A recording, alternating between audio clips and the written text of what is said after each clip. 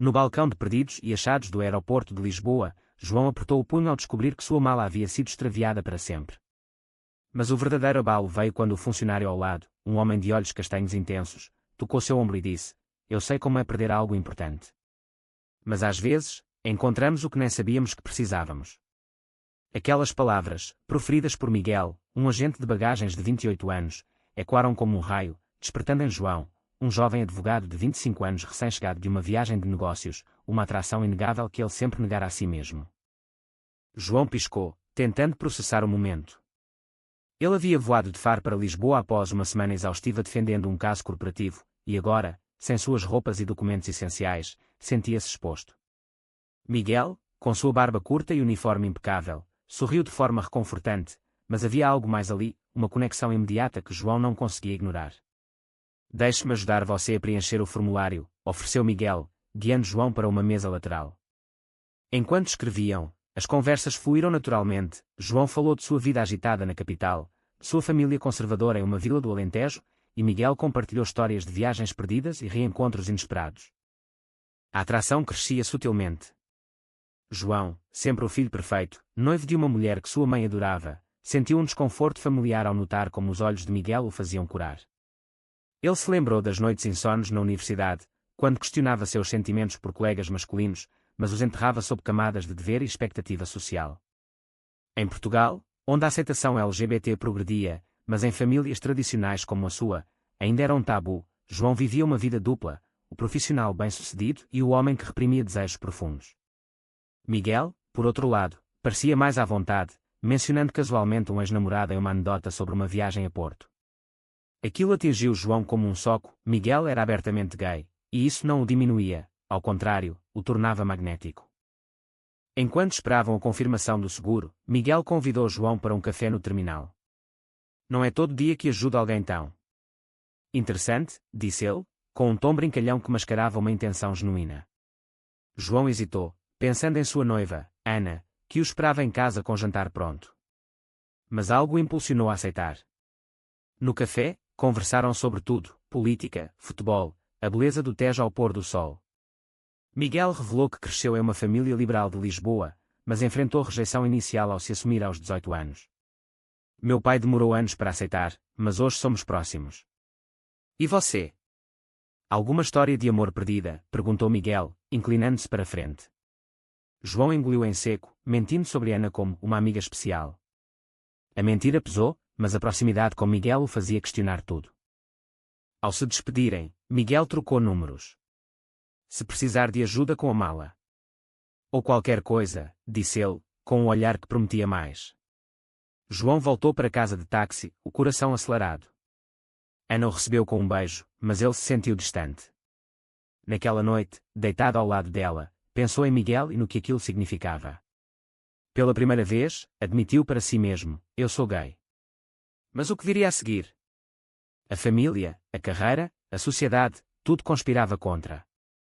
No dia seguinte, uma mensagem de Miguel chegou: "Café amanhã?" João respondeu sim, selando o início de um caminho tortuoso. Os encontros se tornaram frequentes. Inicialmente, disfarçados de amizade, mas a tensão romântica era palpável. Em um parque em Belém, sob o sol de outono, Miguel confessou: "Sinto algo por você desde o aeroporto." João, tremendo, admitiu o mesmo, mas recuou: "Não posso. Tenho compromissos." A pressão familiar pesava. Sua mãe, viúva devota, sonhava com netos, e seu pai falecido havia deixado um legado de tradições rígidas. João viajava para o Alentejo nos fins de semana, fingindo normalidade, mas internamente dilacerado. Miguel, paciente, insistia: "Você merece ser verdadeiro." Uma briga com Ana marcou o turning point. Ela notou sua distração e confrontou a outra pessoa. João negou, mas a culpa o consumiu. Ele decidiu terminar, mas hesitou, temendo o escândalo. Enquanto isso, Miguel enfrentava seus próprios demónios, um ex-parceiro tóxico que reaparecia, ameaçando expor segredos. A história de João e Miguel entrelaçava dor e esperança, com cada decisão carregando um preço alto. João marcou o encontro com Miguel em um café discreto no bairro Alto, onde as ruas estreitas ofereciam anonimato. Ao chegar, viu Miguel esperando, com um sorriso que iluminava o ambiente. "Você veio", disse Miguel, aliviado. Eles pediram expressos e conversaram sobre o dia, mas o ar estava carregado. João finalmente abriu o jogo. Eu terminei com Ana ontem à noite. Foi horrível, mas necessário. Miguel estendeu a mão sobre a mesa, tocando a de João brevemente, um gesto que enviou ondas de eletricidade. Você é corajoso, murmurou Miguel. Mas João sabia que aquilo era apenas o começo, a família ainda não suspeitava. De volta ao apartamento, João recebeu uma ligação de sua mãe, Dona Maria. Filho, quando você traz Ana para o almoço de domingo? Seu tio está ansioso para conhecer a futura nora. A voz dela era cheia de expectativa, e João mentiu mais uma vez, em breve, mãe. Ele desligou, sentindo-se um traidor. Miguel, em contraste, incentivava a honestidade. Em uma caminhada pelo Chiado, ele compartilhou sua própria jornada. Quando me assumi, perdi amigos, mas ganhei liberdade. A sociedade portuguesa mudou, João, leis protegem nós, mas o coração das pessoas demora. João assentiu, mas o medo paralisava. Ele via nos jornais casos de discriminação, especialmente em áreas rurais como sua origem. A relação evoluía em segredo. Encontros noturnos em bares gays escondidos, beijos roubados em parques vazios. Miguel introduziu João a um círculo de amigos LGBT, onde ele se sentiu aceito pela primeira vez. Mas a dualidade o corroía. No trabalho, como advogado em um escritório conservador, ele ouvia piadas homofóbicas de colegas. Uma promoção pendia, e revelar sua orientação poderia custar tudo. Miguel, trabalhando no aeroporto, enfrentava menos escrutínio, mas seu ex, Tiago, reapareceu com mensagens ameaçadoras. Se você seguir com esse novato, eu conto tudo para sua família. Miguel ignorou, mas a tensão crescia. Em uma viagem de fim de semana ao Porto com Miguel, João experimentou liberdade fugaz. Eles passearam pela ribeira, mãos dadas discretamente, rindo como amantes. Isso é o que quer para nós, disse Miguel, beijando-o sob as luzes do Douro. Mas no trem de volta, uma ligação de Ana interrompeu. João, estou grávida. O mundo desabou. Ela havia descoberto após o término, e agora exigia que ele assumisse. João, em pânico, contou a Miguel, que reagiu com choque. Você tem que decidir o que é certo. Miguel sentiu-se traído, questionando se João realmente o amava ou usava-o como escape. A notícia forçou João a confrontar realidades.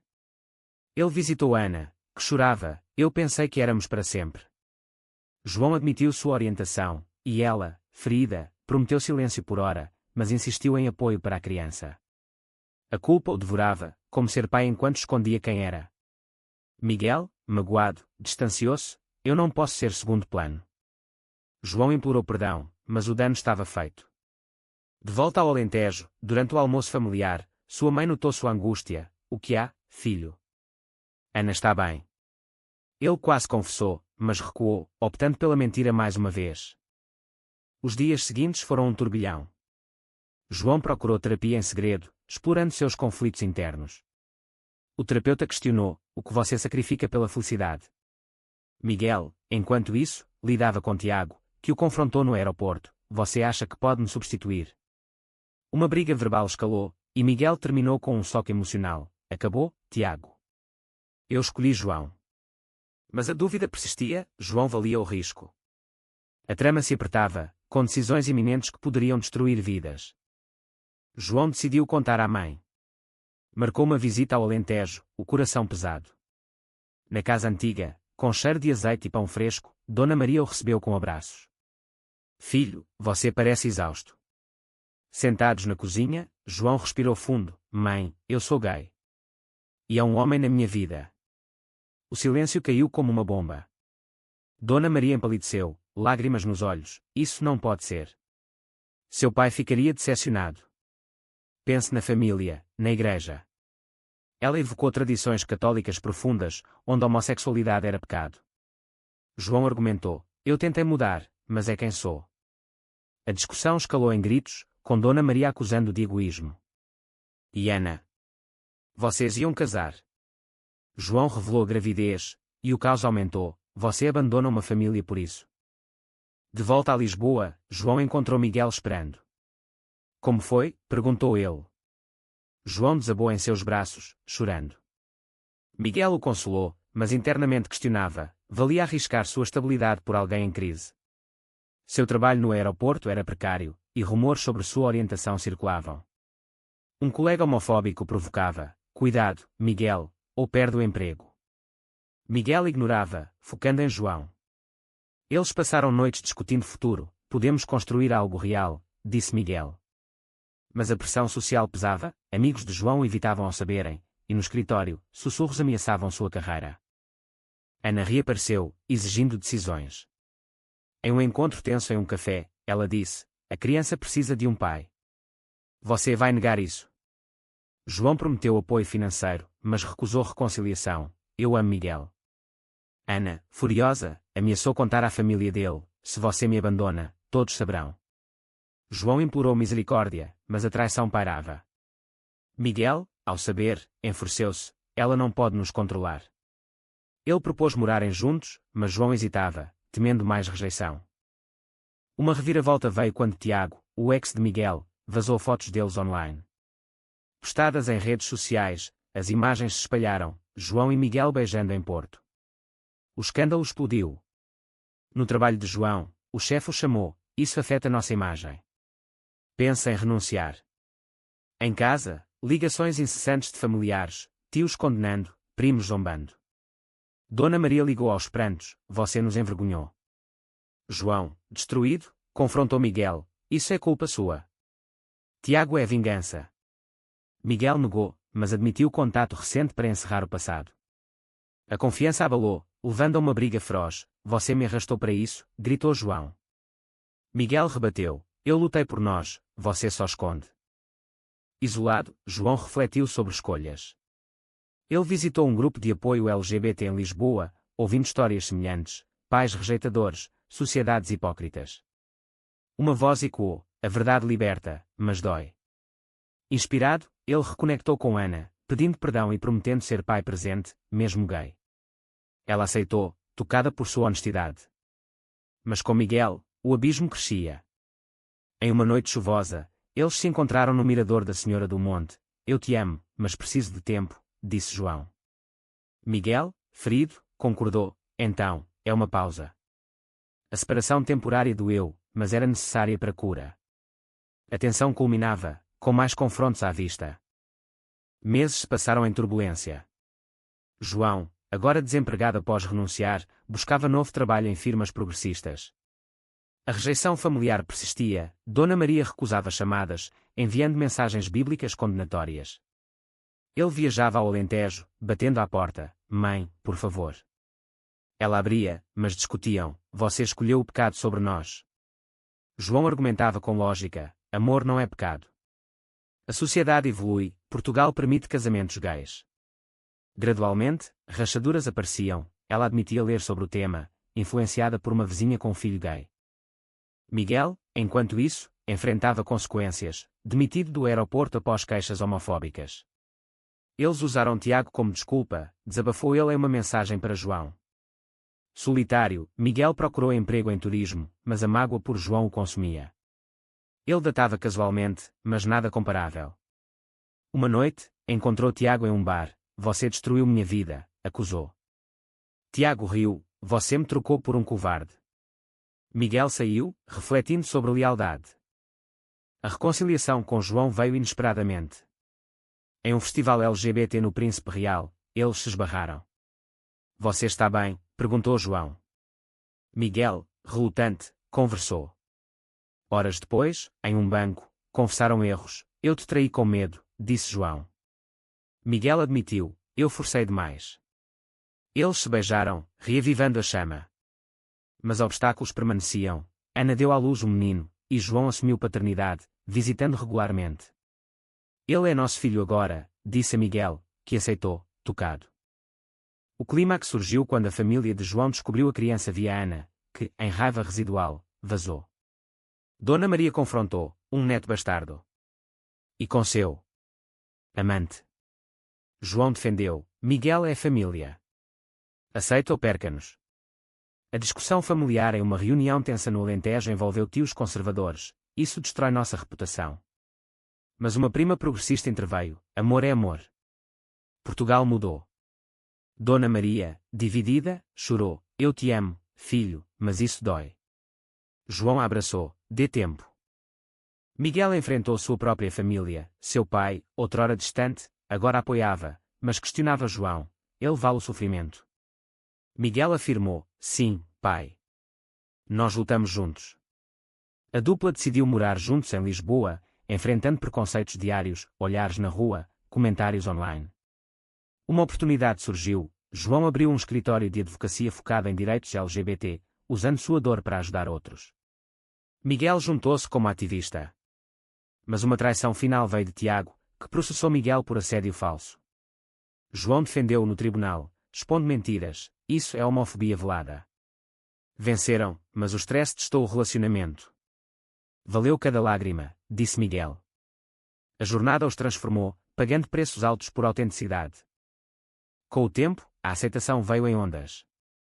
Dona Maria visitou Lisboa, conhecendo Miguel timidamente.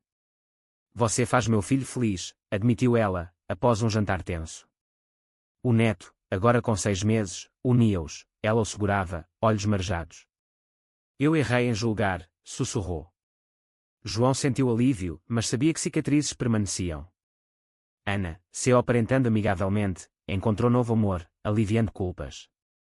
A sociedade portuguesa, com suas leis progressistas, oferecia refúgio, mas em vilas como o Alentejo, o progresso era lento. João e Miguel participavam de marchas do orgulho, inspirando jovens em conflito. Contudo, novas tensões surgiam. No trabalho de João, um cliente conservador recusou serviços ao saber de sua orientação. Não misture negócios com isso. Ele perdeu o caso, questionando se a verdade valia perdas financeiras. Miguel, em um novo emprego em uma agência de viagens, enfrentava discriminação sutil, promoções negadas. Porque lutamos tanto, desabafou uma noite. João respondeu, porque merecemos. Eles planejavam casamento, mas hesitavam, família aprovaria. Dona Maria surpreendeu, eu irei, filho. O gesto marcou uma vitória. Reflexões profundas dominavam. João ponderava escolhas passadas, a mentira inicial com Ana custara uma amizade, a hesitação com Miguel quase os separara. Miguel lamentava não ter cortado Tiago mais cedo. Juntos, eles ajudavam outros, em grupos de apoio, contavam sua história, enfatizando que a autenticidade exige sacrifícios. Um jovem ouvinte perguntou, como saber se é certo? João sorriu, quando a dor de esconder supera o medo de revelar. O ápice emocional veio em uma viagem de volta ao aeroporto onde se conheceram. Caminhando pelos terminais, Miguel disse, aqui começou tudo. João assentiu, e aqui prometemos continuar. Mas uma discussão final testou, ao planejar a adoção futura, Dona Maria opôs, uma criança precisa de mãe e pai. João defendeu, amor basta. A família dividiu-se novamente, mas eles persistiram. No fim, João e Miguel casaram em uma cerimônia íntima no Tejo, com amigos e família relutante. Votos ecoaram, pelo que perdemos e ganhamos. A vida prosseguia com altos e baixos, mas a resiliência os definia. Eles pagaram caro por amor, carreiras abaladas, laços rompidos, corações feridos. Mas na quietude, encontravam paz. Será que revelar uma verdade dolorosa sempre justifica o caos que causa?